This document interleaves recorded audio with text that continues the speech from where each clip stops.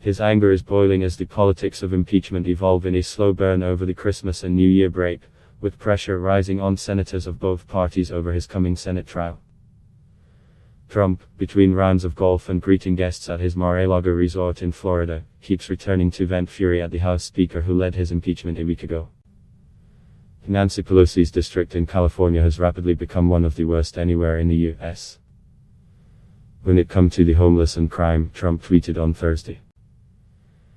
It has gotten so bad, so fast, she has lost total control and, along with her equally incompetent governor, Gavin Newsom, it is a very sad sight.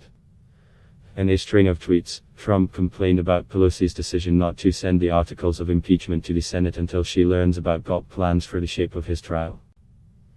He speculated about the unlikely prospect that the California Democrat could lose a primary, in a district where her political exposure comes from the left, not from her right.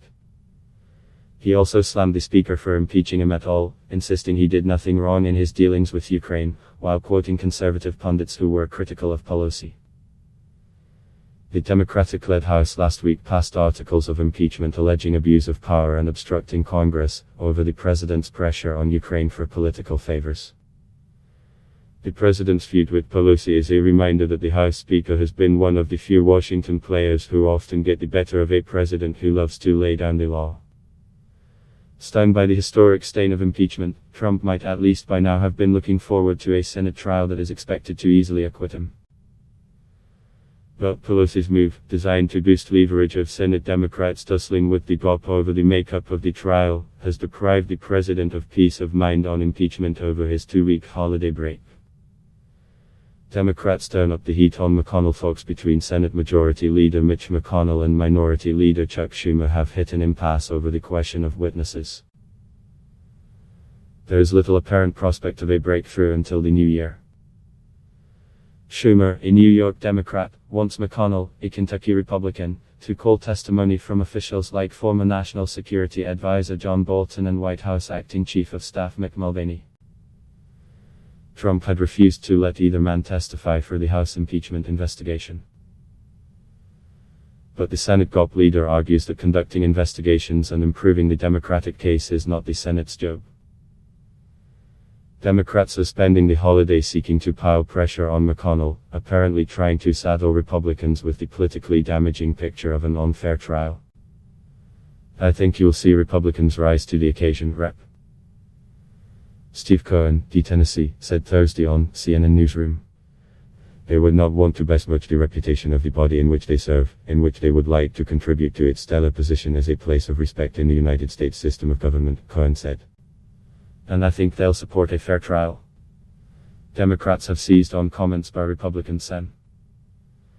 Lisa Murkowski of Alaska expressing concern at McConnell's statements that he is coordinating closely with the White House on the trial. In fairness, when I heard that, I was disturbed, Murkowski, a moderate, told to a CNN affiliate. To me, it means that we have to take that step back from being hand in glove with the defense, and so I heard what Leader McConnell had said. I happen to think that has further confused the process, Murkowski added. Rep. Van Kildee of Michigan, who is part of the House Democratic leadership team, said such comments should cause a rethink from McConnell.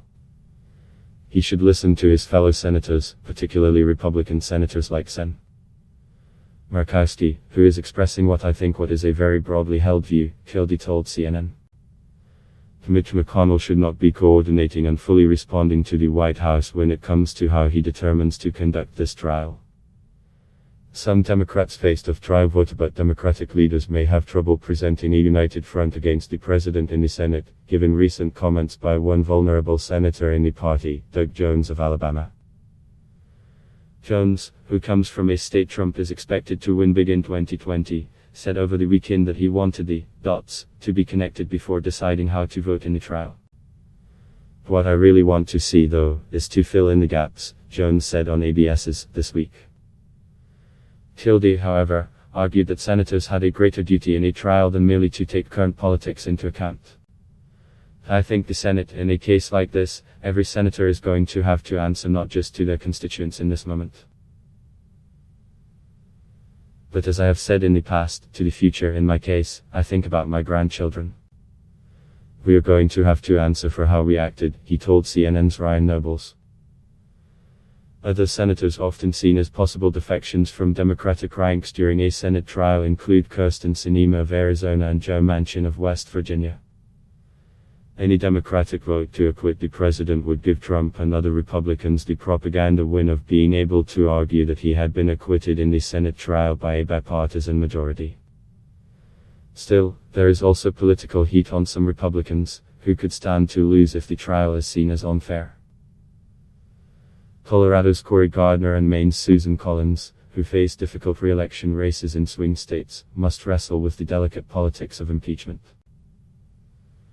But both senators could be helped by a backlash against impeachment by the pro-Trump base in November that could help them outperform the president.